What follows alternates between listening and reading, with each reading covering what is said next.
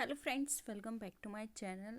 आज हम फिर से सेंट्रल टेंडेंसी पे क्वेश्चंस को डिस्कस करेंगे क्योंकि बहुत ही इंपॉर्टेंट टॉपिक है और यहाँ से न्यूमेरिकल पार्ट बहुत पूछा जाता है। मिक्स क्वेश्चन होंगे आज की वीडियो में, तो लास्ट तक ज़रूर बने रहिएगा।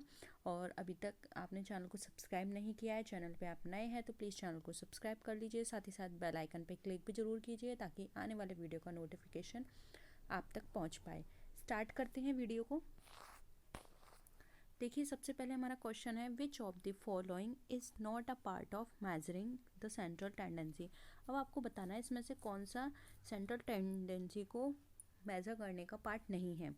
फर्स्ट है मीन, मीडियन, मोड या काई स्क्वायर टेस्ट। बताइए।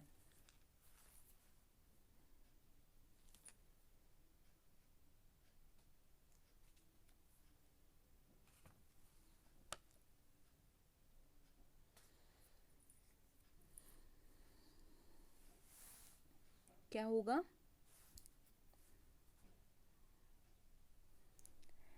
देखिए, हम जब भी सेंट्रल टेंडेंसी को मेज़र करते हैं तो उसके तीन मेथड होते हैं ओवरऑल। फर्स्ट होता है एवरेज के बेसिस पर, सेकंड होता है मैथमेटिकल एवरेज के बेसिस पर, थर्ड होता है बिजनेस एवरेज के बेसिस पर। एवरेज ऑफ पोजीशन के बेसिस पर जो होते हैं उसमें दो आते हैं हमारे, मोड और मीडियन। मैथमेटिकल एवरेज के बेसिस पर अगर हम कैलकुलेट करते हैं सेंट्रल टेंडेंसी को तो आता है उसमें हमारा arithmetic mean, geometric mean, harmonic mean and quadratic mean. ठीक है। वहीं अगर थर्ड मेथड की बात करें जो कि बिजनेस एवरेज होता है, इसमें तीन तरह के मेथड आते हैं, जैसे moving average method, progressive average method and composite average method. लेकिन कहीं भी हमारा काई स्क्वायर टेस्ट का नाम नहीं लिया गया है क्योंकि काई स्क्वायर टेस्ट जो है वो एक स्टैटिक है जिसको हम ये मेज़र करने के लिए करते हैं कि जो भी हमारी एक्चुअल ऑब्जर्वेशंस हैं वो एक्सपेक्टेशन से किस तरह से कंपेयर हो रही हैं। ठीक है, यानी कि मॉडल रिजल्ट देती हैं। तो यहाँ पर हमारा ऑप्शन 4 राइट आंसर हो जाएगा। ये हमें सेंट्रल टेंडेंसी को मेज़र करने में हेल्प नहीं करता है। ठीक है। नेक्स्ट क्वेश्चन पर आइए। The middle value of N ordered array of numbers is the mode, mean, median या क्वार्टाइल। क्या होगा?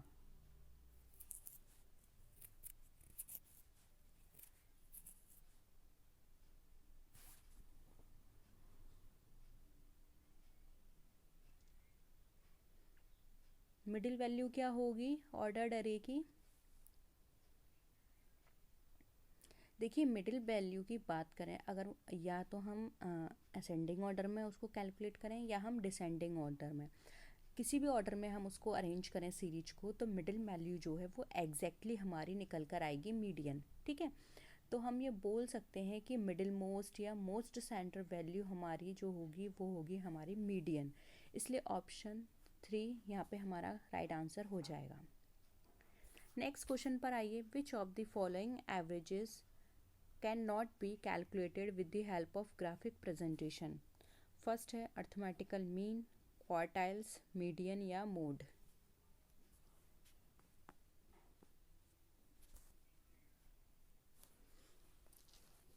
बताइए। ग्राफिकल रिप्रेजेंटेशन से हम क्या नहीं कर सकते? देखिए, अर्थमेटिकल मीन एक ऐसा एवरेज होता है जो कि हमारा ग्राफिकल प्रेजेंटेशन से डिटरमाइन नहीं किया जाता, क्योंकि इसके अंदर जो प्रोसेस की बात करें तो हम यहाँ पे स्टैटिस्टिकल डेटा को प्लॉट करते हैं ग्राफ के बेसिस पर लाइन ड्रॉ करके। तो ये हमारा क्या हो गया? ग्राफिकल रिप्रेजेंटेशन ऑफ डेटा हो गया। ठीक है। अब इसकी मदद से क्या होता है, हम मीडियन को कैलकुलेट करते हैं, मोड को करते हैं, क्वार्टाइल को करते हैं और साथ ही साथ हम इससे बहुत जल्दी फोरकास्ट भी कर सकते हैं। लेकिन अर्थमेटिकल मीन हमारा यहाँ पे राइट आंसर नहीं हो। अर्थमेटिकल मीन कैसे डिनोट किया जाता है? ऐसे। ठीक है। तो यहाँ पे ऑप्शन 1 हमारा राइट आंसर हो जाएगा। नेक्स्ट है tally sheets are use to determine. अब टैली शीट्स हमारी क्या डिटरमाइन करने के लिए यूज़ की जाती है? Class limits, frequency of each class, number of classes या कॉन्टिन्यूस सीरीज। बताइए। ये वाला क्वेश्चन आपका 2016 में पूछा गया है और जो इससे पहले करवाया था वो भी 2016 में पूछा गया था। देखिए टैली शीट्स को हम यूज़ करते हैं क्लास फ्रिक्वेंसी को चेक करने के लिए। जो भी क्लास इंटरवल होगा उसमें ईच क्लास इंटरवल की फ्रिक्वेंसी को चेक करने के लिए हम करते हैं। वहीं अगर हम देखें तो यहाँ पर ये में जो मेथड होता है ये ग्रेडेड सीरीज़ में दिया होता है। यहाँ पे हम ये देखते हैं कि जो भी ऑब्जर्वेशंस के नंबर्स हमें दिए हैं या फिर जो होल सीरीज़ का जो आइटम है वो किस बाउंड्री में लाई कर रहा है। ठीक है, विद इन द बाउंड्रीज हम यहाँ पे चेक करते हैं, जिसको हम फ्रिक्वेंसी बोलते हैं। तो यहाँ पर फ्रिक्वेंसी ऑफ ईच क्लास यहाँ पे हेल्प करेगा हमें डिटरमाइन करने में। तो ऑप्शन 2 यहाँ पे हमारा करेक्ट आंसर हो जाएगा। नेक्स्ट है which of the following is not a mathematical average. अब इसमें से कौन सा मैथमेटिकल एवरेज नहीं है? Arithmetical average, geometric mean, harmonic mean या फिर मोड।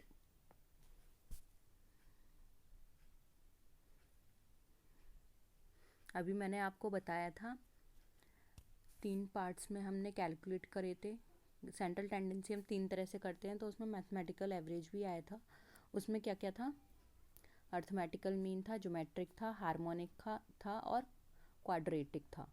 मोड हमारा किस में था? एवरेज ऑफ पोजीशन में था, मोड एंड मीडियन।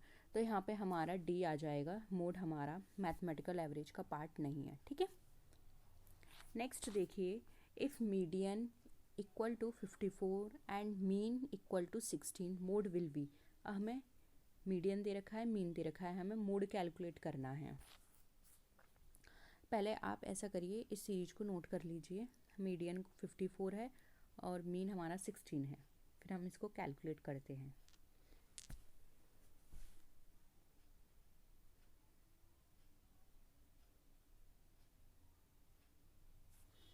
करें, देखिए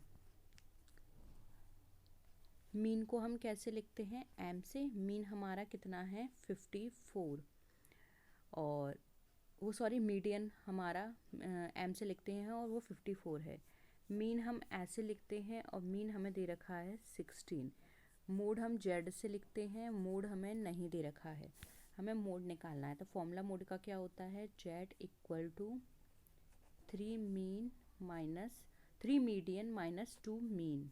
ठीक है, अब यहाँ पे फॉर्मूला ये है हमारा, वैल्यूज़ को पुट कर दीजिए। 3 मल्टीप्लाई 54 माइनस 2 मल्टीप्लाई 16 निकालिए। 3 का 54 में मल्टीप्लाई करिए, ये हो जाएगा 1262, ये होगा 120। ठीक है, अब इन दोनों को आपस में माइनस कर दीजिए। ये हमारा कितना निकल कर आया? 42। यानी कि मोड की जो वैल्यू है वो हमारी 42 है। तो देखिए यहाँ पर हमारा दे रखा है 42, राइट आंसर हो जाएगा 42। ठीक है, क्लियर था, सिंपल था। नेक्स्ट आइए,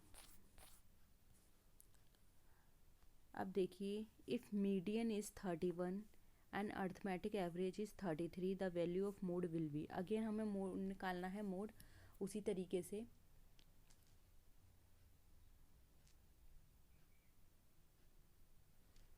वैल्यू लिख ली।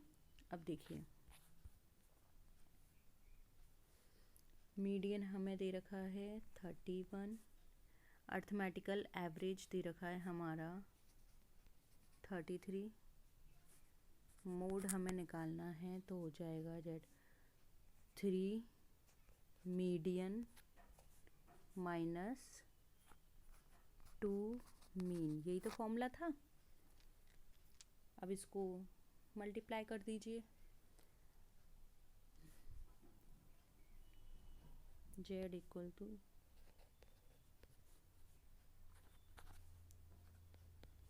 ये कितना हो जाएगा? हमारा निकल कर आ जाएगा 27। आंसर हो गया हमारा 27। देखिए ऑप्शन में कहीं 27 है? जी यस, ऑप्शन 2 हमारा राइट आंसर हो जाएगा 27। क्लियर था। नेक्स्ट देखिए, mean deviation is which part of standard deviation? 3/4, 4/5, 5/4 या नन ऑफ दी अबव? बताइए। अगर आपने फर्स्ट क्लास देखी है इसकी तो वहाँ पे मैंने ये डिस्कस किया था कॉन्सेप्ट।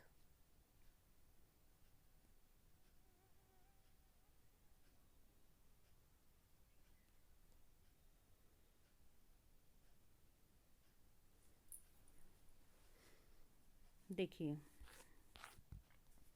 एक इसका कॉन्सेप्ट होता है 4SD equal to 5MD equal to 6QD, यानी कि 4 स्टैंडर्ड डेविएशन बराबर होगा 5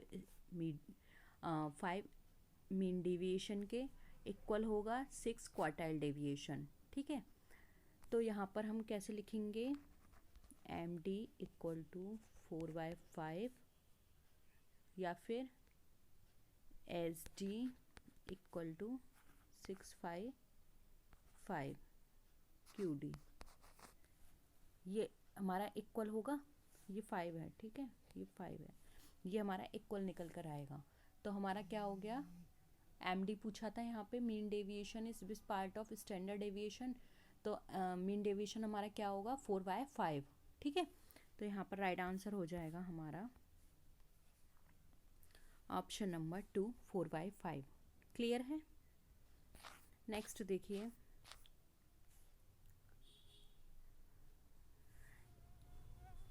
the mean marks of 100 students were found to be 40. Later on, it was discovered that a score of 53 was misread as 83. The correct mean will be, आपको यहाँ पे correct mean calculate करना है।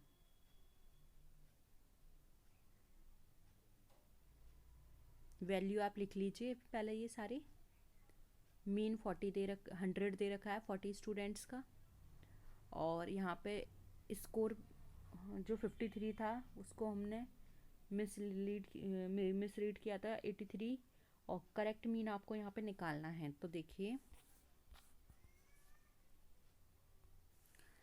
सबसे पहले 100 student का मीन था हमारा 140। टोटल मार्क्स हमारे 100 स्टूडेंट के कितने हो गए, यानी कि 100 × 40, तो यानी कि टोटल मार्क्स हैं हमारे, टोटल मार्क्स 4000 हैं। ठीक है, लेकिन स्कोर हमने रीड किया एज 83 इंस्टीड ऑफ 53, यानी 53 लिख करना था, हमने 83 कर दिया। तो यानी कि इस केस में अगर हमें 53 रीड करना है instead of 83, then total score, अब यहाँ पे 4000 में से हमें 83 को माइनस करना है और फिर 53 को ऐड करना है। तो करिए, पहले 4000 में से 83 माइनस करिए, फिर ऐड करिए 53, तो ये निकल कर आ जाएगा 3970 टोटल मार्क्स हमारे।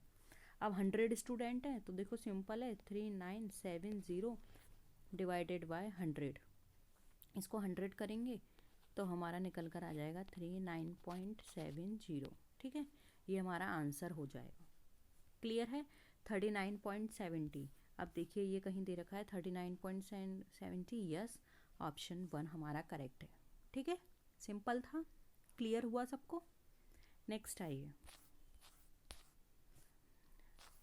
अब यहाँ पे बोला गया है रेसिप्रोकल, आपको पूछा है इस वैल्यू का रेसिप्रोकल कितना होगा, बताइए।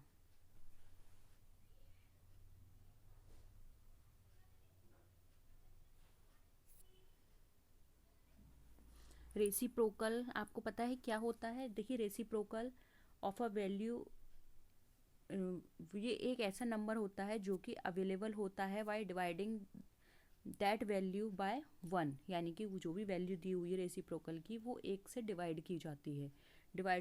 एक से उसको डिवाइड करेंगे तब हमारा रेसिप्रोकल हमारा ये निकल कर आएगा। ठीक है, तो देखो कैसे करेंगे, 1 डिवाइडेड बाय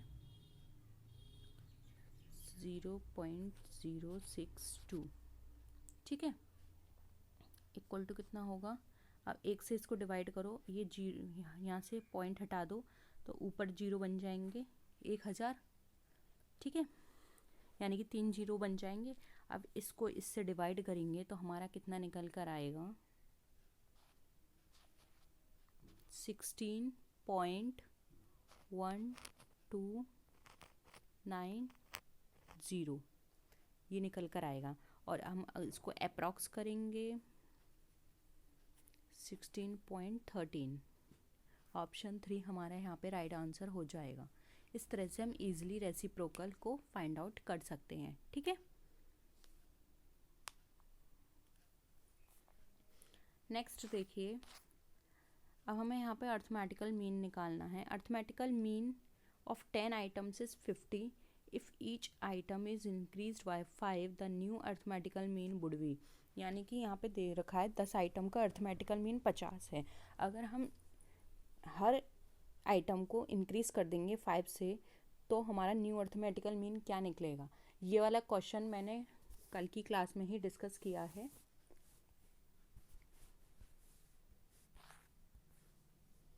करिए, क्या होगा आंसर।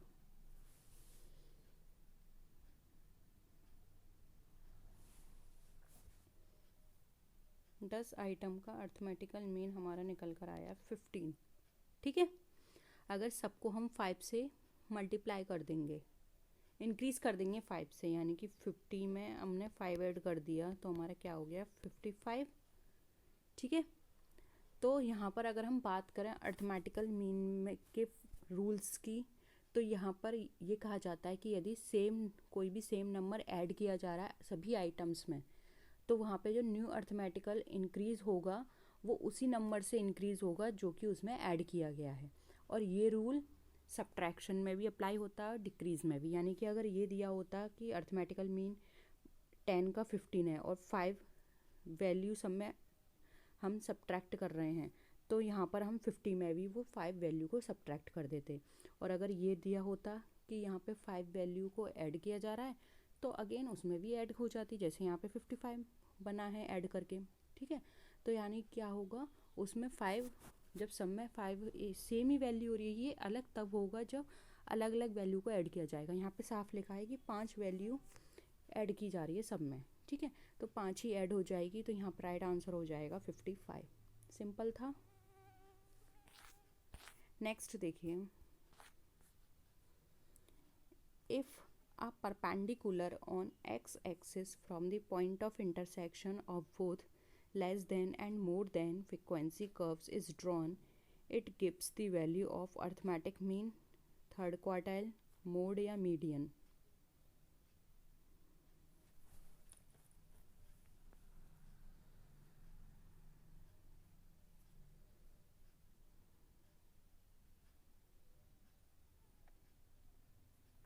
क्या होगा आंसर।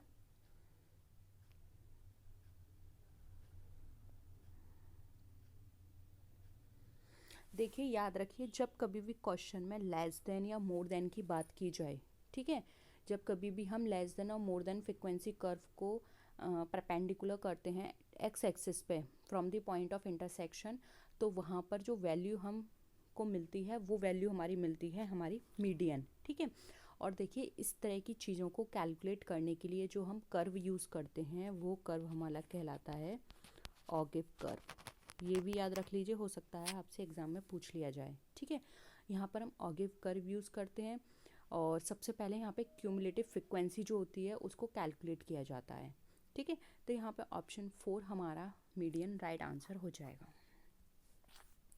नेक्स्ट क्वेश्चन देखिए, in a unimodal and symmetric distribution the relationship between average is like this। बताइए यूनी मॉडल और या सिमेट्रिक डिस्ट्रीब्यूशन में जो हमारा रिलेशनशिप बनेगा मीन मीडियन मोड का वो किस तरह से होगा।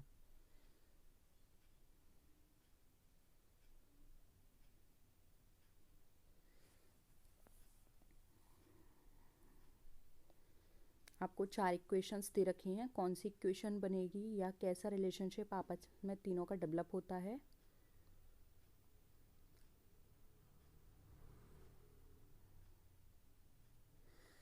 देखिए यहाँ पे इस तरह का जब भी हम बात करें यूनी मॉडल की या सिमेट्रिक डिस्ट्रीब्यूशन की, तो इस तरह की जो डिस्ट्रीब्यूशन होता है यहाँ पे तीनों का ही मीन मीडियन एंड मोड का जो रिलेशनशिप होता है वो कोइंसाइड होता है और तीनों की जो वैल्यूज़ हैं वो हमारी इक्वल रहती हैं, यानी कि मीन मीडियन एंड मोड ये तीनों इक्वल टू ईच अदर होंगी। ठीक है, तो यहाँ पर option 3 mean median and mode equal to each other ये हमारा राइट आंसर हो जाएगा।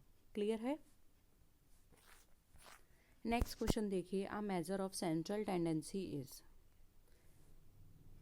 सेंट्रल टेंडेंसी का मेजरमेंट बताना है, mode, measurement of dispersion, skewness and mean deviation.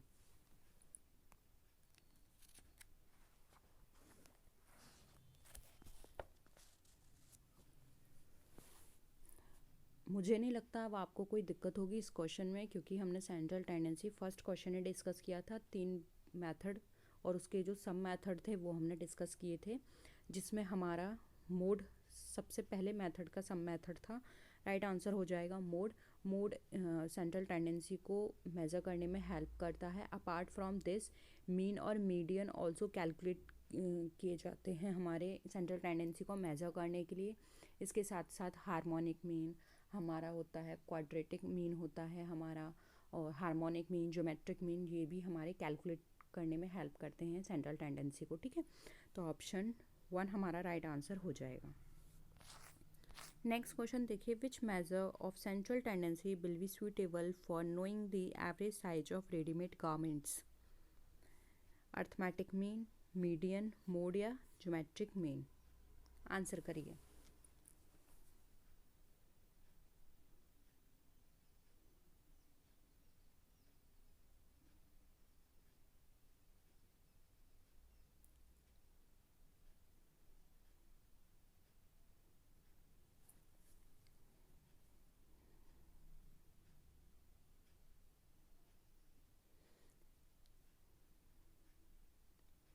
देखिए, जब भी हम इस तरह की चीज़ें कैलकुलेट करते हैं, जैसे कि यहाँ पर है रेडीमेड गारमेंट्स के एवरेज साइज को कैलकुलेट किया जाएगा, तो यहाँ पे सबसे जो सूटेबल मेथड होगा या मेजरमेंट होगा वो होगा हमारा यहाँ पे मोड। ठीक है, अब ये मोड क्यों है? क्योंकि देखिए, सेलर जो होता है मोस्टली प्रोड्यूस करता है या सेल करता है उन गुड्स को जो कि फ्रिक्वेंसी में ज़्यादा होते हैं, क्योंकि हर सेलर चाहता है कि वो जो भी प्रोडक्ट बनाए वो ज़्यादा क्वांटिटी में सेल हो उसका। तो और आपको पता है मोड में जिसकी फ्रिक्वेंसी ज़्यादा होती है वो हमारा मोड कहलाता है। ठीक है, तो जिसकी परचेजिंग ज़्यादा होगी, जिस प्रोडक्ट की सेलिंग ज़्यादा होगी, वो वहाँ पे उस प्रोडक्ट को प्रोड्यूस करेगा। इसलिए यहाँ पर मोड बिल्कुल सही होगा कैलकुलेट करने के लिए। जैसे मोड को हम इसके साथ ही साथ शू में, कॉस्मेटिक आइटम में या कैलकुलेट करने में यूज़ करते हैं। ठीक है, तो यहाँ पर जैसे कि एक एग्जांपल लेते हैं, अगर कोई शू नंबर है, जैसे कि 7 नंबर का शू है जो कि सबसे ज़्यादा सेल आउट होता है, तो हम ये बोल सकते हैं कि जो 7 नंबर है वो हमारा यहाँ पे मोड है। ठीक है, तो यहाँ पर ऑप्शन 3 हमारा राइट आंसर हो जाएगा, मोड। तो यही थे आज के क्वेश्चंस। होप आपको सारे क्वेश्चंस आज के क्लियर हैं। मुझे नहीं लगता आज के क्वेश्चन में किसी को डाउट हुआ होगा ज़्यादा, क्योंकि इतने सिंपल क्वेश्चन थे और हमने बहुत ही अच्छे से डिस्कस किए। फिर भी आपको कोई डाउट लगता है तो आप नीचे कमेंट सेक्शन में बता सकते हैं। वीडियो कैसी लगी कमेंट सेक्शन में ज़रूर बताइएगा, अपने फ्रेंड्स का शेयर कीजिएगा, और प्लीज़ चैनल को सब्सक्राइब नहीं किया तो प्लीज़ चैनल को सब्सक्राइब कर लीजिए, अपने फ्रेंड्स के साथ शेयर कीजिए। नेक्स्ट वीडियो में आपसे फिर मिलेंगे, तब तक के लिए टेक केयर, बाय बाय।